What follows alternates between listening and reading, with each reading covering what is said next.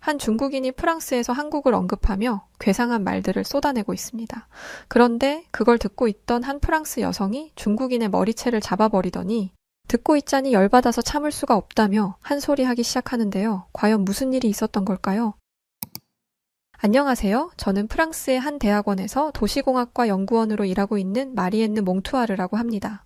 저는 대학원에 진학하며 양쯔웬이라는 중국인 친구와 알게 되었어요. 프랑스와 중국은 대륙에 위치한 큰 나라라는 공통점이 있기 때문인지 저와 양쯔웬은 닮은 부분들이 꽤 있었고 저희는 급속도로 친해지게 되었죠. 양쯔웬이 제 인생에 재앙을 불러일으킬 줄 그때는 몰랐으니까요. 아무튼 당시 저는 양쯔웬을 저의 절친이라 여겼고 그녀가 하는 말들을 전적으로 믿었어요. 지금 생각해보면 터무니없는 거짓말인 것이 뻔히 보이지만 그때 저는 어리석게도 양쯔웬의 거짓 얘기에 깜빡 속아 넘어가고 말았답니다. 양쯔웬의 입에서 나온 대부분의 말들은 새빨간 거짓말이었지만 그 중에서도 가장 어이없는 것은 한국에 대한 말들이었어요. 양쯔웬의 말에 따르면 한국은 너무 가난한 나라라서 길거리에는 노숙자들이 발 디딜 틈도 없이 빼곡하게 깔려 있다고 했고 또 고작 그런 국가인 주제에 대국인 중국을 질투해서 중국의 문화를 모방하고 심지어는 훔쳐가려고 하고 있다고 했죠. 저는 세상에 설마 그런 끔찍한 민족이 있겠냐며 양쯔웬의 말을 믿지 않았어요. 그러자 양쯔웬은 어떤 중국 유튜버의 동영상을 보여주더군요. 그 유튜버는 한국인들이 중국인 옛 학자인 공자가 사실은 한국인이라고 거짓말을 하고 한복도 사실은 중국의 전통 의상인데 한국의 전통 의상이라 우기고 있다며 한국인들은 순 거짓말쟁이들이라고 주장하고 있었어요. 그러면서 옛부터 한국은 중국의 속국이었으니 자기가 중국 황제의 옷을 입고 한국 시찰을 한번 하고 와야겠다는 소리를 했죠.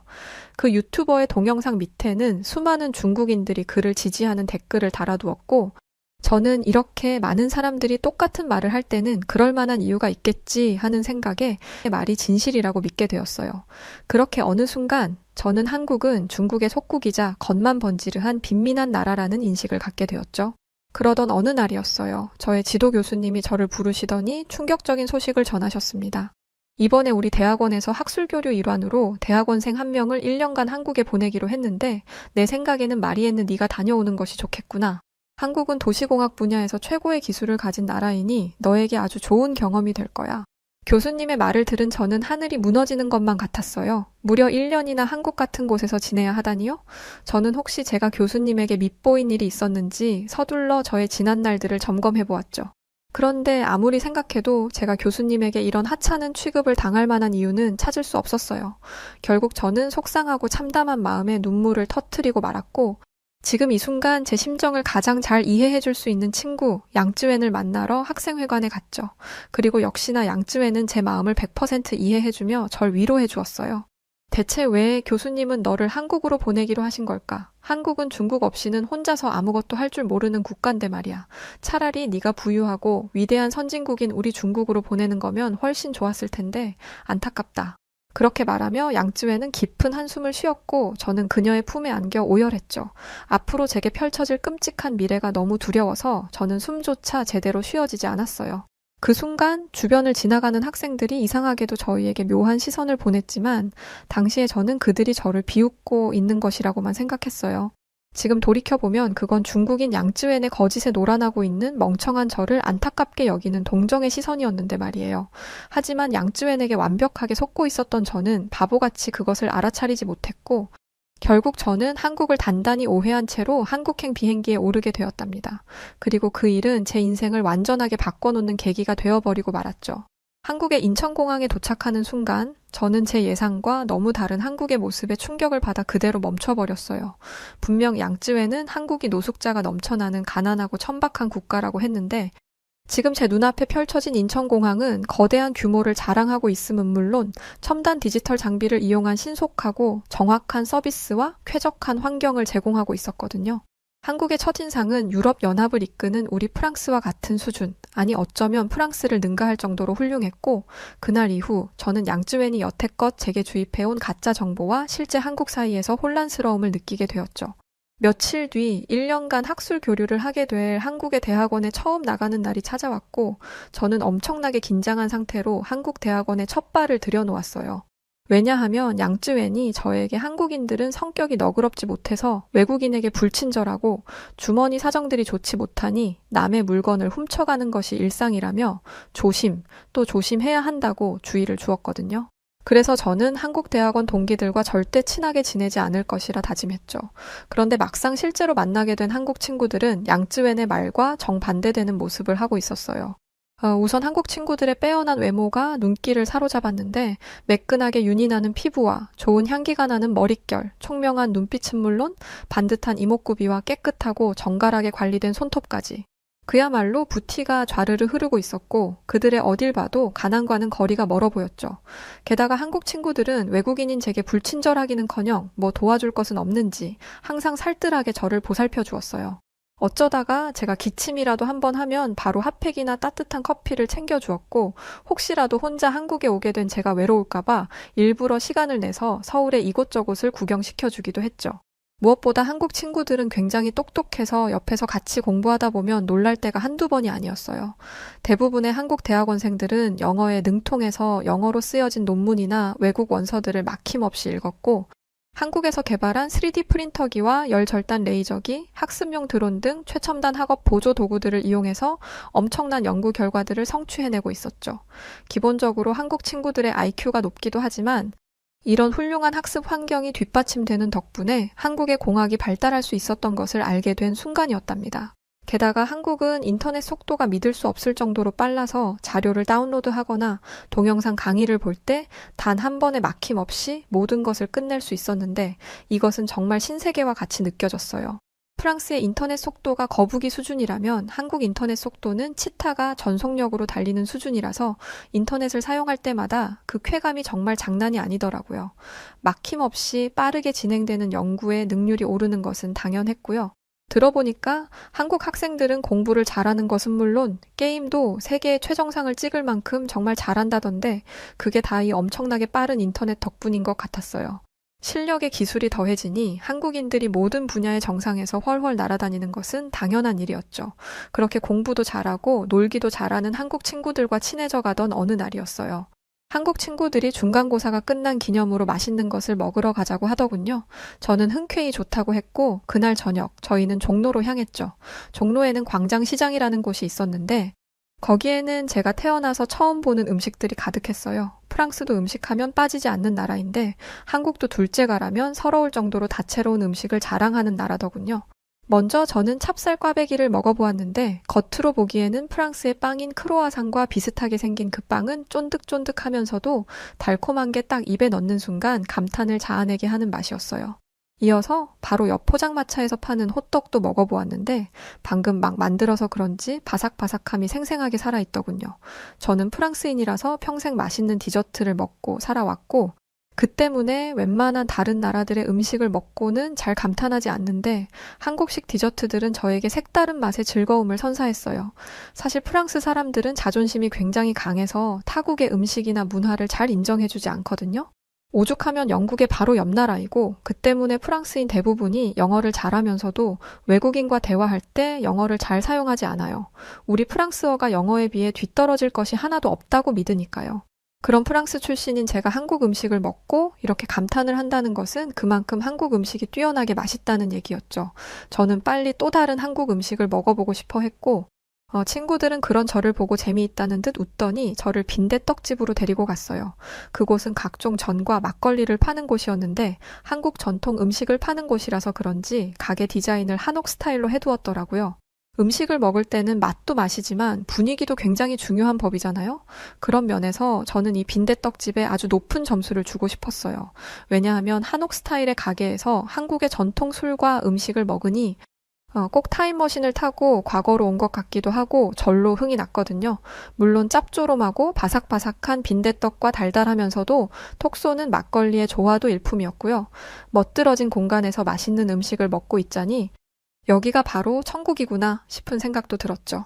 그렇게 정신없이 먹고 마시고 놀다 보니 어느새 늦은 밤이 되어버렸더라고요. 시계를 보니 12시가 훌쩍 넘어 있었는데 그런 줄도 모르고 이렇게 정신을 놓고 술을 마시며 놀고 있었다는 게 저는 믿기지가 않았어요. 왜냐하면 프랑스에서는 해가 지고 난 다음에 길거리가 우범지대로 변해버리거든요. 소매치기범이 기승을 부리는 것은 기본이고 무장 강도가 강력 범죄를 일으키는 일도 빈번하게 벌어지죠. 한국에 온 뒤로 이렇게 늦은 시간에 밖에 나와 있는 것은 처음이었고, 저는 당연히 한국의 밤거리도 프랑스와 별반 다를 바 없을 것이라 생각했기 때문에 덜컥 겁이 나기 시작했어요. 기숙사까지 안전하게 돌아갈 수 있을까? 여기는 우리나라도 아닌데 만약 강력 범죄에 휘말리게 된다면 어떻게 해야 하지? 그런 생각을 하며 걱정하고 있을 때 한국 친구들이 제게 충격적인 제안을 하더군요. 그건 바로 배가 너무 부른데 청계천에 가서 조금 걸으며 소화를 시키고 집에 가자는 것이었죠. 저는 깜짝 놀라서 너희들 지금 제정신이냐고 소리를 질렀어요. 아무리 취했어도 그렇지 어떻게 이렇게 늦은 밤에 산책을 하자는 소리를 할 수 있냐며 저는 기겁을 했죠. 그러자 한국 친구들은 한국은 치안이 좋아서 괜찮다며 저를 안심시키더군요.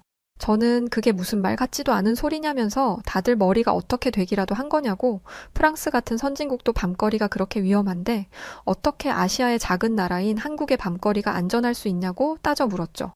그러자 한국 친구들은 그런 저를 이상하게 바라보며 이렇게 묻더군요.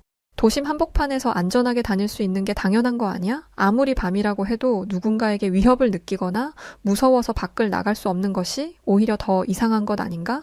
그러면서 한국은 24시간 운영되는 가게들도 많고 가로등도 많이 설치되어 있어서 아무리 캄캄한 밤이라고 해도 범죄가 발생할 만한 사각지대를 찾기 어려울 정도로 환하다고 하더군요.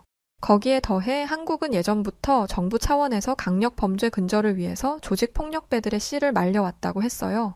마지막으로 서울은 다들 기본 생활 수준이 높아서 그런지 소매치기 같은 경범죄도 잘 일어나지 않는다고 하더군요. 한국 친구들의 말에서는 일체의 거짓이 느껴지지 않았고 저는 속는 셈치고 그들과 함께 청계천에 가보기로 했죠. 그리고 잠시 후 저는 가슴이 탁 트일 정도로 시원하고 아름다운 청계천과 안전한 서울의 밤거리에 완전히 매료되고 말았답니다. 한국 친구들의 말은 거짓이 아니었어요. 청계천에 설치된 조명들은 오색빛을 은은하게 내뿜으며 어두운 밤인데도 불구하고 안전하면서도 아름다운 분위기를 형성했고, 그 주변에서 사람들은 자유롭게 저마다의 시간을 보내고 있었어요. 연인들은 손을 잡고 데이트를 하고 있었고, 저희와 같은 젊은 사람들은 느긋하게 산책을 했으며, 직장인처럼 보이는 사람들은 늦은 퇴근 후 잠시 휴식을 취하고 있기도 했죠. 신기하게도 그들의 얼굴에서는 공포나 불안함이 느껴지지 않았어요. 오히려 편안함만이 그 공간을 가득 채우고 있었죠. 프랑스 사람들은 누릴 수 없는 이렇게 아늑하고 평화로운 밤을 한국인들은 매일같이 당연하게 누리고 있다는 생각이 들자 만감이 교차하더군요. 그렇게 복잡한 심경을 느끼고 있는데 한국인 친구들 중 한 명이 제게 뜻밖의 제안을 해왔습니다. 그건 바로 기숙사로 들어가기는 시간이 많이 늦은 것 같은데 자기 집으로 가서 하룻밤 자고 가지 않겠냐는 거였죠. 마침 저는 한국의 평범한 가정집은 어떤 모습일지 궁금했고, 그렇게 저는 그 친구 혜인이의 집에서 하룻밤 신세를 지기로 했어요. 저와 함께 택시에 탄 혜인이는 기사 아저씨에게 자기 아파트로 가달라고 했는데 그 말을 들은 저는 약간 걱정이 되기 시작했죠. 프랑스에서는 보통 하층민들이 아파트에 살거든요. 상하수도도 엉망으로 설치되어 있어서 악취가 진동하는 것은 물론이고 쥐와 벌레가 들끓고 각종 범죄도 빈번하게 일어나는 주거 공간이 바로 프랑스의 아파트죠. 게다가 전에 양쯔웬도 한국의 아파트는 중국의 아파트와 달리 후줄근하고 수준 낮아서 사람이 살 곳이 못 된다고 악평을 쏟아낸 적이 있어서 저는 차라리 그냥 기숙사에 갈 걸 하고 후회했어요. 그런데 잠시 후 도착한 혜인이네 아파트에서 저는 두 눈이 튀어나올 만큼 깜짝 놀라게 되었답니다. 한국의 아파트는 구질구질하다는 양쯔웬의 말과 달리 혜인이네 아파트는 럭셔리 그 자체였어요. 우선 외벽 디자인이 매끈하게 빠져 있고 단지 내부의 분수와 대리석, 소나무, 각종 조형물로 이루어진 공원이 아름답게 조성되어 있어서 단순한 주거 공간이라기보다는 귀족이 사는 궁전 같다는 느낌을 주더군요. 더 충격적이었던 것은 한국의 아파트가 외부만 이렇게 휘황찬란한 것이 아니라 내부 공간도 상상을 초월하는 수준으로 꾸며져 있다는 것이었어요. 아파트 단지의 주민들이 무료로 이용할 수 있는 헬스장은 기본이고 골프장과 수영장, 어린이 놀이터, 카페까지 그야말로 이곳은 복합 문화 공간이었죠. 한참을 입을 다물지 못하고 아파트를 구경하던 저는 혜인이에게 혹시 너 엄청난 부자였던 거냐고 물어봤어요. 그러자 혜인이는 깔깔거리고 웃으며 한국에서 이 정도 수준의 아파트는 많고 심지어 베트남이나 필리핀 같은 동남아도 고급 아파트는 이런 시설들이 다 있을 텐데? 라더군요. 당연히 프랑스 고급 주택가에도 이런 시설들은 있지만 저는 그런 곳에서 살 수 없는 수준의 사람이고 혜인이가 엄청난 부자도 아닌데 이런 곳에 산다는 건 이게 한국의 기본 생활 수준이라는 거잖아요. 대체 그동안 나는 왜 한국이 빈민한 국가라고 생각해온 것인지, 또 양쯔웨는 나에게 왜 그렇게 한국 비하 발언을 해온 것인지 도무지 이해가 되지 않아서 머리가 아파오기 시작했죠. 제 표정이 굳어지자 혜인이는 왜 그러냐고 물었고, 저는 사실 프랑스에서 친하게 지냈던 중국 친구가 있는데 그 친구가 한국에 대해 알려준 것들과 실제 한국이 너무 달라서 혼란스럽다고 털어놓았어요. 그러자 혜인이는 그 중국 친구가 제게 왜 그런 거짓말을 했는지 알 것 같다며 생각에 잠기더니 잠시 후 충격적인 이야기를 꺼내기 시작했습니다. 중국인들은 한국 문화가 모조리 중국의 것이라거나 한국이 중국의 속국이었다거나 중국이 세계 최강이라는 등 괴상한 주장을 하곤 해. 하지만 그건 조금만 살펴보면 바로 탄로날 거짓말에 불과하지. 먼저 한국은 과거에 중국의 침략을 받은 적은 있어도 중국의 속국이 되었던 적은 없어. 그리고 한국의 조상들은 옛부터 중국과 한국의 문화가 전적으로 다르다는 것을 명확하게 짚어왔지. 예를 들어 세종대왕께서는 한글을 창제하실 때 우리나라 말과 중국의 말이 다르다는 것을 훈민정음의 첫 장부터 정확하게 밝히셨어. 한국인들이 우리의 문화를 다른 나라의 것들과 구분짓고 온전히 지켜낸 이유는 한국 문화에 대단한 자부심을 가지고 있기 때문이야. 그러면서 혜인이는 그와 반대로 중국인들은 자국의 문화를 제 손으로 모조리 불살라버리는 엄청난 실수를 저질렀다고 했어요. 과거 중국이 서양 열강에 침략당하던 시절, 중국인들은 자신들의 문화가 서양 문화에 비해 열등하다고 여겼고 문화 대혁명을 일으켰어요. 그건 바로 중국의 문화를 남김없이 없애버리는 돌이킬 수 없는 짓이었죠. 그 어리석은 행동으로 인해 현재 중국에는 남아있는 문화 자산이 없고 그 때문에 한국의 훌륭한 문화에 군침을 흘리며 무지성으로 중국 주변국의 문화는 모조리 다 중국 것이다 라는 억지를 쓰고 있는 것이라고 했어요. 심지어 이를 동북공정이라는 프로젝트로 만들어 중국 정부가 사활을 걸고 추진하고 있다고 했죠. 국민 대다수가 고등교육을 받고 인터넷 강국에 살고 있는 한국인들은 이런 중국의 행태에 분노를 느끼면서도 대체로 무시를 하는 편이라고 했어요. 왜냐하면 중국인들의 주장은 그야말로 헛소리에 불과하니까요. 한국인들은 중국인들의 헛소리에 휘둘리지 않는다고 했어요. 반면에 중국인들은 중국 정부가 주입하는 망상에 가까운 내용들을 고지곳대로 믿으며 세뇌당하고 있죠. 그 이유는 중국 정부가 중국의 보잘것없는 실체를 숨기기 위해 인터넷을 검열하고 조작된 가짜 자료들을 대량으로 살포하기 때문이었어요. 게다가 중국인들 중에는 아직도 문맹인 사람들도 많고 고등교육을 받지 못한 사람들이 대부분이라서 정보의 정확성을 판가름할 능력도 없다고 했죠.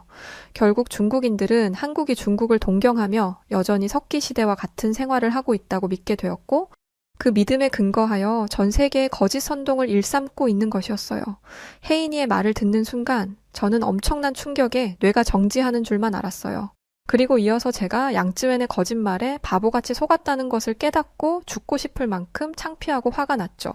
물론 양쯔웬도 중국 정부에게 세뇌당한 피해자에 불과하지만 몰랐다고 해서 죄가 없는 것은 아니라고 생각해요. 양쯔웬 같은 중국인들 때문에 지금도 한국은 세계의 어딘가에서 이유 없는 비난을 듣고 있을 테고 한국 문화를 훔쳐가려고 하는 중국 정부와 중국인들의 야욕은 그 자체로 용서받을 수 없는 것이니까요. 그리고 제대로 알아보지도 않고 한국은 저열한 국가라는 양쯔웬의 말을 그대로 믿어버린 저 역시 비난에서 자유로울 수는 없겠죠. 그래서 저는 혜인이에게 진심을 담아 사과하기로 했어요. 사실 한국에 오기 전에 나는 한국같이 수준 낮은 나라에 오기 싫다고 울고불고 난리를 쳤었어. 실제 한국은 세상 어느 나라보다 안전하고 편리하고 발전된 훌륭한 나라인데 말이야. 제대로 알아보지도 않고 함부로 한국을 오해하고 멋대로 과소평가했던 거 정말 미안해. 진심으로 반성하고 있어. 한국은 프랑스는 물론이고 유럽의 모든 국가들보다 뛰어난 인프라를 가진 선진국 중에 선진국이야. 잠시라도 이렇게 한국에 와서 공부할 수 있는 것을 감사하면서 이제 다시는 중국인들의 얕은 속임수에 휘둘리지 않을게. 혜인이는 너그럽게 제 사과를 받아주었고 그날 이후 저는 마음 편히 행복한 한국 생활을 이어나갔답니다. 맵지만 중독성이 있어서 젓가락질을 멈출 수 없는 불닭볶음면도 먹고 세상에서 제일 편리한 한국의 대중교통 시스템에 감탄하고 쾌활하고 상냥한 한국 친구들과 악취 없는 한강 공원을 즐기다 보니 어느새 1년이라는 시간이 금방 지나가더군요. 한국에서 지내며 저는 프랑스에서는 알지 못했던 많은 것을 배우고 익히며 뜻깊은 시간을 보냈고 전과는 비교할 수 없이 성숙한 제가 되었음을 느낄 수 있었어요. 할 수만 있다면 시간을 1년 전으로 돌려 다시 한번 한국에서 지내고 싶을 정도로 저는 한국에서 보낸 시간들이 정말 좋았답니다. 그렇게 아쉬운 마음을 안고 프랑스로 돌아갈 짐을 챙기며 저는 문득 그동안 잊고 지냈던 양쯔웬이 떠올랐어요. 대체 그 중국 여자애는 왜 제게 그런 몹쓸 거짓말을 한 것이며 아직도 그런 허무맹랑한 말들을 퍼뜨리고 다니는지 궁금했죠. 그러다가 이대로 그냥 프랑스로 돌아가면 안 되겠다는 생각이 들었어요. 거짓말쟁이 양쯔웬에게 제대로 참교육을 해주려면 확실한 물증이 필요했고 어떻게 할까 고민하던 저는 결국 비행기 티켓을 바꾸기로 했어요. 제가 새로 구입한 티켓은 중국을 경유하여 프랑스로 돌아가는 것이었죠. 며칠 뒤 저는 양쯔웬이 그렇게나 자랑하던 세계 최고의 인류 선진국 중국에 도착했습니다. 그리고 바로 그 순간 저는 양쯔웬에게 완벽하게 속고 있었음을 바로 알 수 있었죠. 왜냐하면 중국은 양쯔웬이 묘사하던 것과 전혀 다른 모습을 하고 있었거든요. 길거리에 대자로 누운 노숙자들로 인해 도시의 미관이 심각하게 훼손되고 있음은 물론 끔찍한 악취도 풍겨오고 있었어요. 사실 프랑스의 수도인 파리도 특유의 악취 문제가 있기는 하지만 중국의 악취는 상상을 초월하는 정도더군요. 그건 마치 콧구멍을 뚫고 뇌를 찌르는 듯한 생애 처음으로 겪어보는 최악의 냄새였어요. 게다가 중국의 건물들은 거치장만 요란하지 실속은 전혀 없더군요. 뒤늦게 안 사실이지만 충격적이게도 실제 중국은 전 세계에서 건물 붕괴 사고가 가장 빈번하게 일어나는 국가들 중 하나였어요. 2019년 상하이에서 건물이 무너져 10명이 사망했고 2022년에는 후난성의 주상복합 건물이 무너져 무려 52명의 사람들이 사망하거나 다쳤다고 합니다. 그리고 팬데믹 당시 격리시설로 사용되던 7층짜리 호텔은 붕괴 조짐을 보인 지 단 2초 만에 폭삭 무너져 버리기도 했죠. 심지어 현재 중국의 주거용 건물 중 무려 6억 채가 공실로 비어 있다고 해요. 이건 중국의 경제 상황이 심각하게 안 좋다는 것을 뜻하고 세계에서 제일 부유한 국가가 중국이라던 양쯔웬의 주장과 완벽하게 반대되는 지표였죠.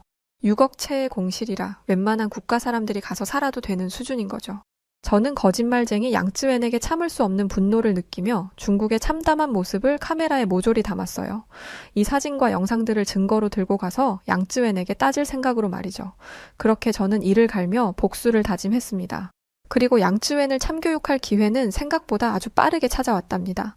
프랑스 대학원에 복귀한 뒤 귀가 따가울 정도로 시끄러운 소리가 들리는 곳으로 가보니 자연스럽게 양쯔웬을 발견할 수 있더군요. 양쯔웬은 여전히 그 특유의 듣기 싫은 커다란 목소리로 프랑스 대학원 사람들에게 거짓 선동을 하고 있었어요. 한국은 하나부터 열까지 다 우리 위대한 중국이 키워준 나라야. 한국에서 뛰어난 인물들의 조상을 살펴보잖아? 그럼 대부분이 중국인이거든. 다시 말해 한국의 근본은 우리 중국에 있다고 할 수 있지. 원래 한국은 가난하고 냄새나고 무식한 사람들만 바글거리는 열등한 국가였는데 중국이 안쓰럽게 여겨서 발전할 수 있게 도와준 거야. 그런데 이 은혜도 모르는 한국인들이 중국에 감사하기는커녕 중국의 전통 문화가 자기들 것이라고 우기고 중국의 모든 것을 모방하고 있다니까? 그러면서 양쯔웬이 또 다른 거짓말을 이어가려던 순간 저는 더 이상 참지 못하고 양쯔웬의 머리채를 잡아버렸어요. 그러자 양쯔웬은 누구냐고 소리치며 뒤를 돌아보더니 제 얼굴을 확인하고는 귀신이라도 본 듯 사색이 되어버리더군요. 잔뜩 당황한 얼굴로 대체 나한테 왜 이러냐고 묻는 양쯔웬에게 저는 이렇게 대답해 주었어요. 듣고 있자니 열받아서 참을 수가 없어서 말이야. 뭐, 한국이 중국을 모방해? 야, 사기를 칠 거면 좀 말이나 되는 내용을 가지고 와야지. 잘 나가는 한국이 대체 뭐가 아쉬워서 후진국 중국을 모방하겠냐?